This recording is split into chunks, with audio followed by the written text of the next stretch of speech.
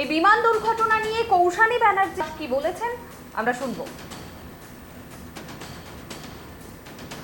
কৌশালীদি, তুমি সদ্য অস্ট্রেলিয়া থেকে ফিরেছো এই সময়, এবং তুমি পুজোর সময় বহুবার দেশের বাইরে যাও এবং তুমি বিমানে ট্রাভেল করো। আজকের যে দুর্ঘটনা, এটা সত্যি মানা যাচ্ছে না বলা যেতে পারে।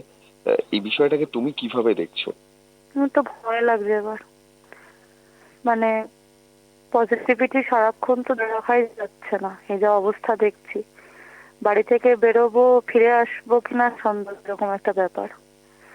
240 জনের মৃত্যু, তার বেশি বই কম নয় এখনো স্টিল। মানে আমি একটু আগে একটা ফুটেজ দেখছিলাম যে অসম্ভব, মানে পুরো একটা তাল পেকিয়ে গেছে, পুরো কুণ্ডুলি হয়ে পড়ে আছে চারিদিক জিনিসপত্র। একটাই রিয়াকশন, মানে রীতিমতো ভয় লাগছে এবার। কারণ আমার নেক্সট মান্থে আবার বাইরে যাওয়ার কথা চলছে। এবারে একটু আগেই তাদের সাথেই কথা হচ্ছিল যে এবার তো ভয় লাগছে। ওরাও বলছে হ্যাঁ খুব স্বাভাবিক এটা, ভয় পাওয়াটা। ব্যাস। কৌশালীদি, একদম শেষে, তুমি আধ্যাত্মিকতায় বিশ্বাসী, তুমি মাটির গান গাও, বহু সময় মঞ্চে তোমাকে আধ্যাত্মিকতার কথাও শোনা গেছে।